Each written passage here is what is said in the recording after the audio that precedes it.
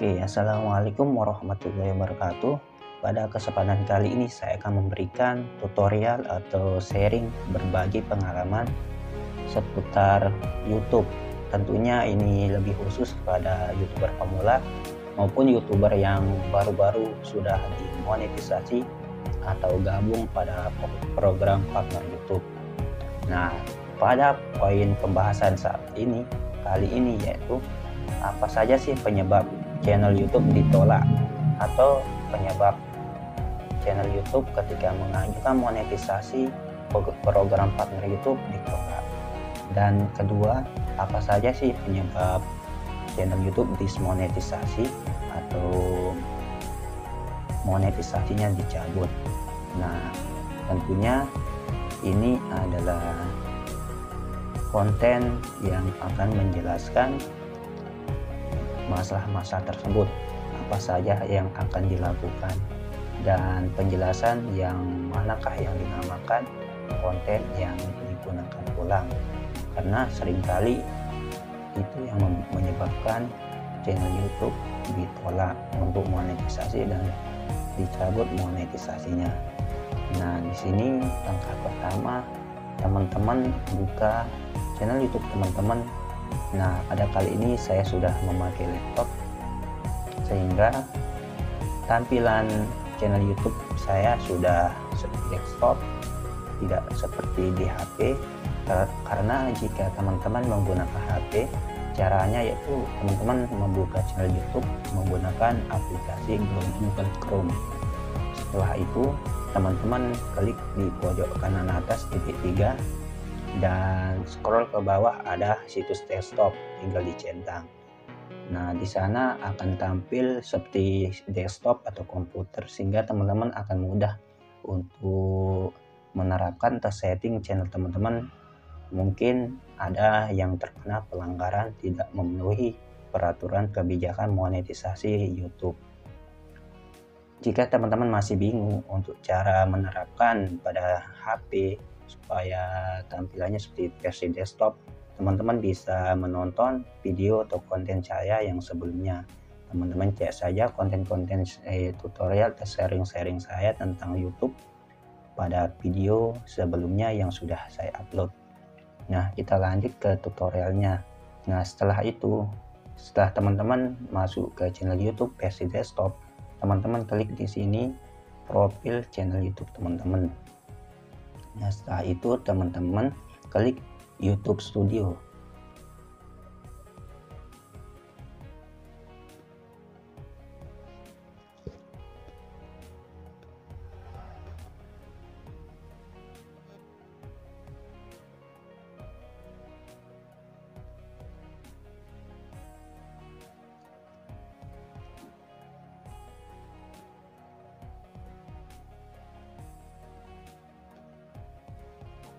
Nah, setelah teman-teman masuk ke dashboard channel pada YouTube Studio teman-teman, langkah selanjutnya yaitu teman-teman scroll ke bawah, geser. Nah, di sini ada logo dolar atau monetisasi. Teman-teman klik di sini.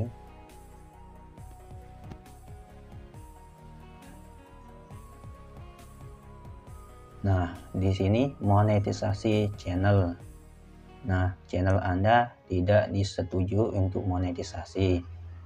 Setelah meninjau permohonan Anda, kami menetapkan bahwa channel Anda tidak mematuhi kebijakan monetisasi YouTube. Nah, apa yang perlu Anda lakukan selanjutnya? Nah, sebelumnya ini channel saya, ini channel YouTube yang kedua ya teman-teman. Sebelumnya sudah monetisasi sehingga sudah menghasilkan uang dan sudah ada saldonya di Google AdSense.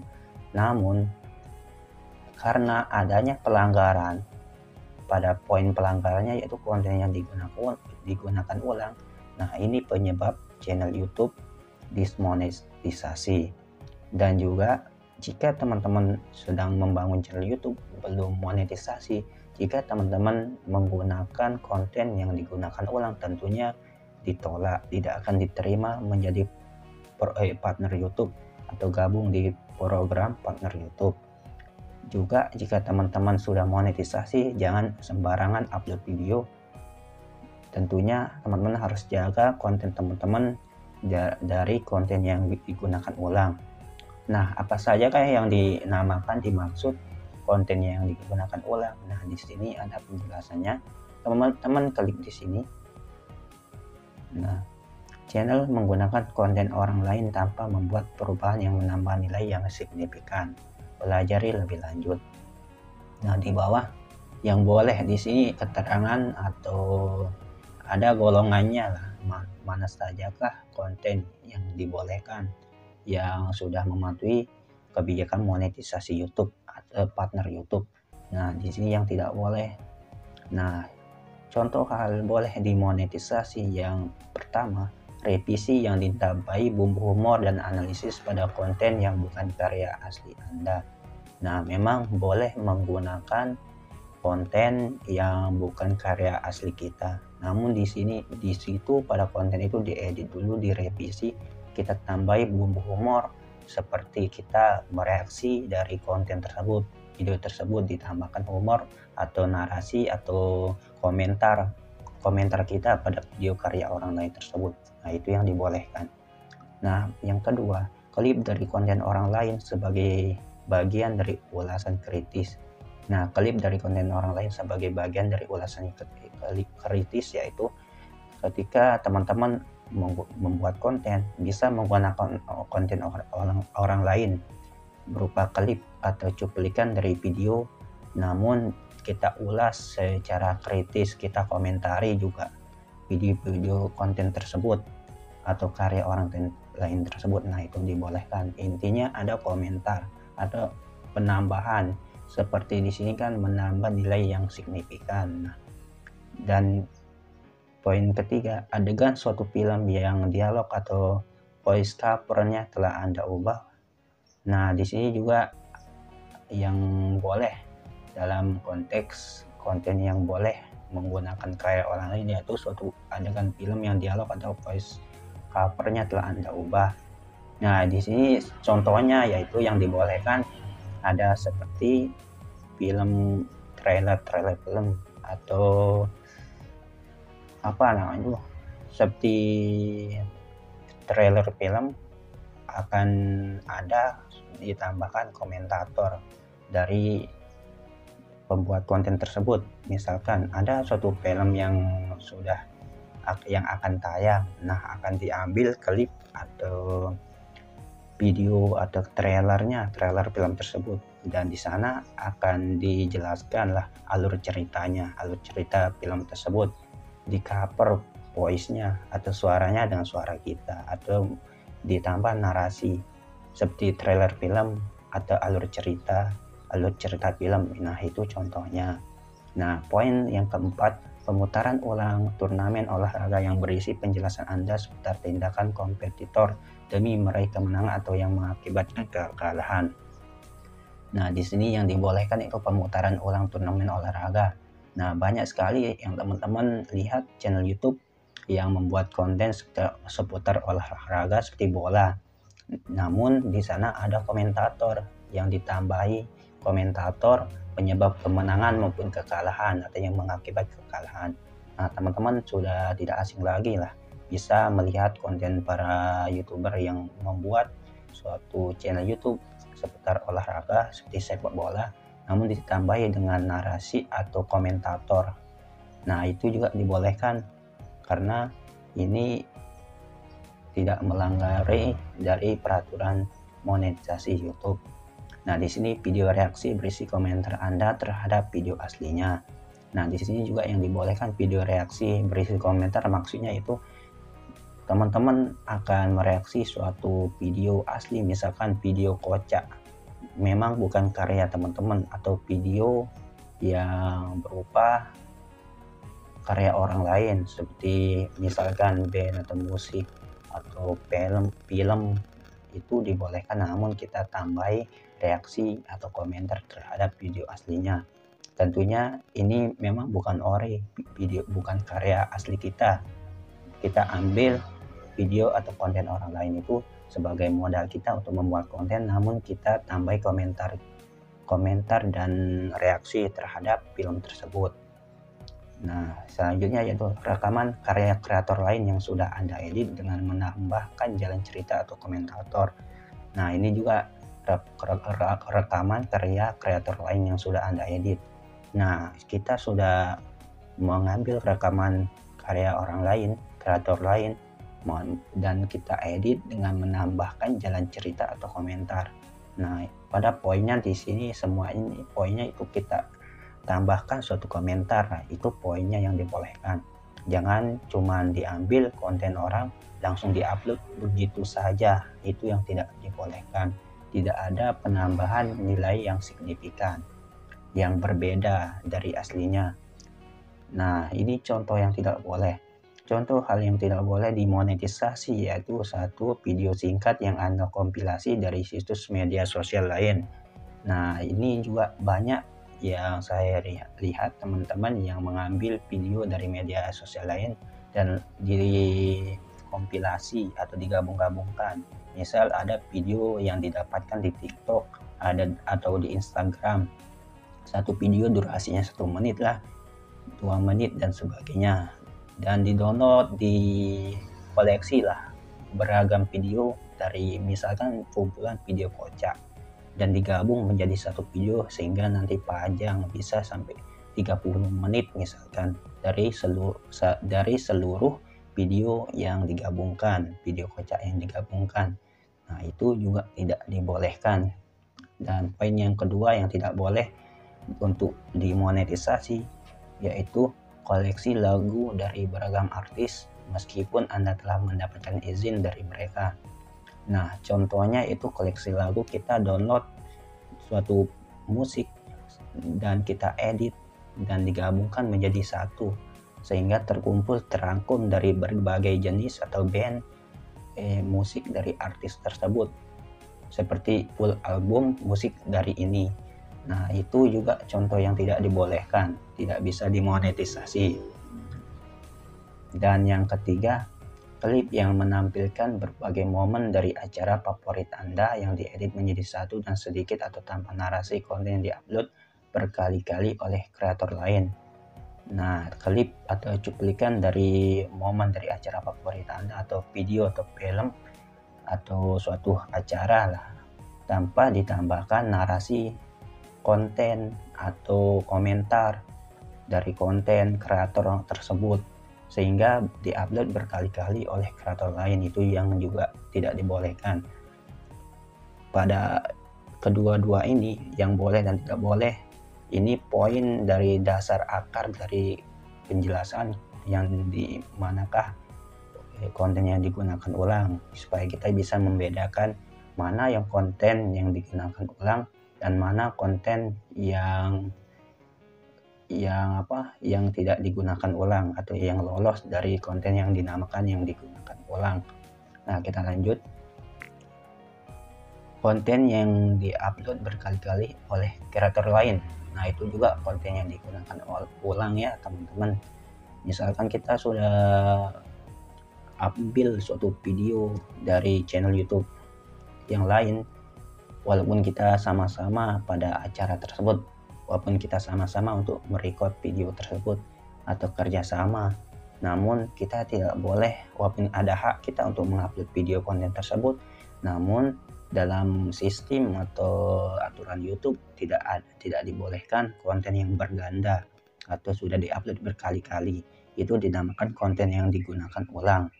Nah, di sini promosi konten orang lain meskipun Anda telah mendapatkan izin mereka. Nah, di sini juga tidak dibolehkan. Walaupun misalkan ada suatu channel YouTube yang mengunggah suatu video konten dan kita sudah diizinkan, misal kita izin untuk re-upload atau upload ulang kontennya, dan untuk mempromosikan sebagai jasanya, kita sambilan kita mempromosikan kontennya atau channel YouTube-nya, itu juga tidak dibolehkan. Itu termasuk konten yang digunakan ulang. Nah, kita geser ke bawah. Nah, pada nomor 2, ajukan banding atau ajukan ulang permohonan monetisasi. Nah, ini ketika teman-teman sudah mengajukan monetisasi dan ditolak untuk monetisasi kembali, tentunya ada langkah yang kedua, yaitu ajukan banding atau ajukan permohonan monetisasi. Nah, opsi yang pertama, ajukan banding dengan mengirimkan video. Jika menurut Anda keputusan kami salah, kirimkan video untuk memberitahu kami alasannya. Kami akan meninjau permohonan banding Anda dan menyampaikan keputusannya dalam waktu 14 hari. Hanya pilih opsi ini hanya jika Anda belum menghapus video apapun sejak pengajuan monetisasi channel Anda ditolak. Nah, ini langkah yang kedua, opsinya kita banding. Apakah jika kita merasa ada proses yang salah dalam peninjauan proses monetisasi dari pihak YouTube, kita bisa mengajukan banding. Nah, yang manakah apa pertimbangan kita untuk mengajukan banding? Yaitu pertimbangan yaitu ketika kita yakin semua konten kita original, karya kita sendiri, namun ditolak monetisasi, nah kita bisa melakukan banding untuk dicek ulang konten kita dengan secara benar. Mungkin ada kesalahan, human error, ada kesalahan dari manusia itu tersendiri, karena yang mengecek itu bukan secara otomatis namun manual dari karyawan YouTube itu yang mengecek atau meninjau monetisasi YouTube, bukan ditinjau secara otomatis namun dicek secara manual. Nah, tentunya di sana bisa saja kan, namanya manusia kadang salah gitu. Jadi dia ditambahkan opsi ajukan banding dengan mengirimkan video. Nah, kita lanjut opsi yang kedua, edit channel Anda lalu ajukan ulang permohonan monetisasi. Nah, opsi yang kedua itu kita disuruh untuk mengedit channel kita, yaitu misalkan ada video yang digunakan, konten yang digunakan ulang, apakah kita akan menghapus video tersebut atau kita edit. Nah, ada cara-caranya jika video tersebut terkena konten yang digunakan ulang. Ada dua cara. Yang pertama apakah diedit, yang kedua apakah dihapus, yang kedua apakah diedit. Nah, nanti untuk langkah selanjutnya akan saya kasih gimana sih cara mengatasinya permasalahan ini. Nah, di sini persyaratannya untuk mendapatkan monetisasi atau gabung ke program partner YouTube, poinnya ada 14 di sini. Yang dulunya ketika saya mulai nge-YouTube pada tahun 2020 itu, yaitu ini saja persyaratannya yang ada di sini yang tercantum, yaitu minimal atau perlu 1.000 subscriber dan 4.000 jam tayang. Itu program partner YouTube, syarat untuk gabung menjadi program partner YouTube atau dimonetisasi. Nah, ini peraturan yang terbaru, verifikasi 2 langkah.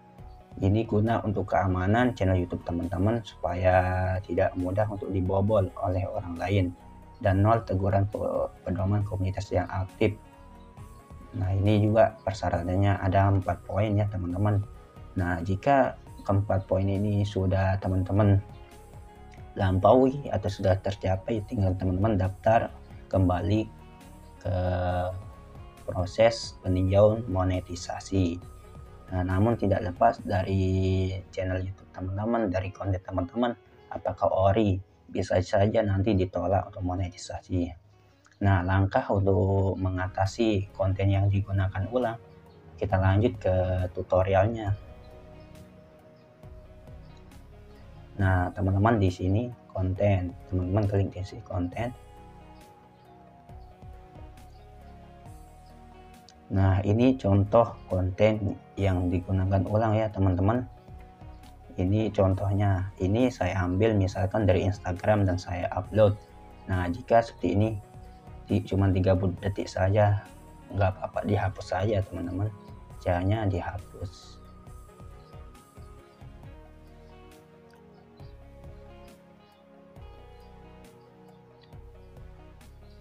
Nah, ini juga contoh konten yang digunakan ulang, masuk pada koleksi lagu atau album. Kalau ini berupa kumpulan dari audio tilawah Al-Quran, cuman menampilkan gambar dan nama-nama surah. Nah, ini juga dikenakan konten yang digunakan. Nah, ini juga termasuk konten yang digunakan ulang walaupun sudah mendapatkan izin atau tidak terkena hak cipta. Nah, cara mengatasinya yaitu, nah ini sudah mencapai, satu video saya sudah mencapai 4.000 jam tayang, sudah memenuhi salah satu persyaratan YouTube misalkan. Nah, sangat sayang sekali jika dihapus. Nah, jadi solusinya itu caranya diedit editor ya teman-teman.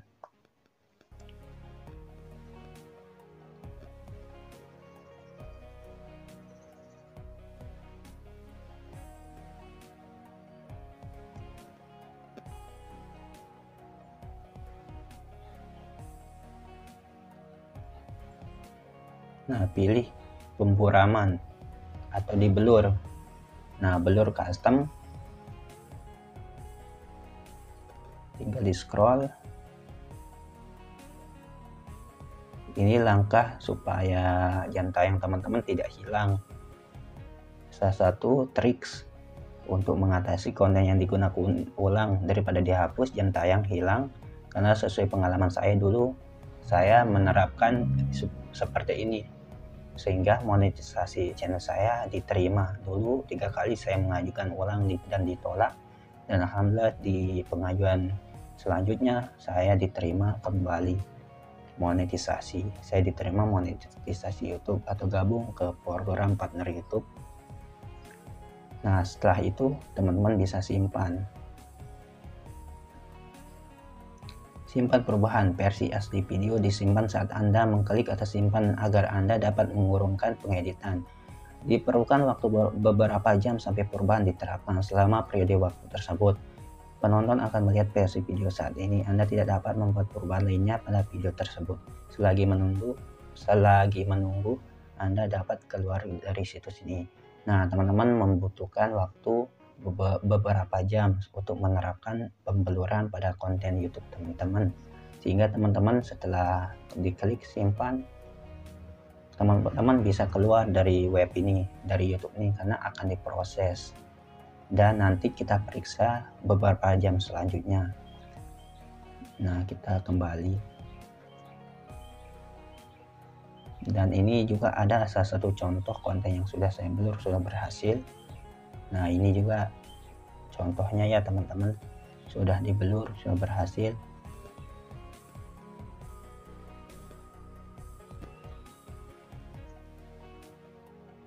Nah, sudah di blur kayak gini ya teman-teman. Nah, langkah selanjutnya ketika konten YouTube teman-teman sudah di blur, teman-teman tinggal menunggu waktu atau tanggal untuk mengajukan monetisasi kembali. Nanti biasanya atau nanti ini tidak abu-abu seperti ini, akan terlihat seperti ini, warna biru. Namun ini masih abu karena di sini lihat tanggal dan persyaratan untuk mengajukan permohonan ulang, karena belum tanggal 11 Mei 2022, sehingga belum bisa untuk mengajukan monetisasi. Nah, mungkin teman-teman masih bingung, bisa berkomentar, bertanya pada kolom komentar video ini ya teman-teman. Sekian, semoga bermanfaat. Assalamualaikum warahmatullahi wabarakatuh.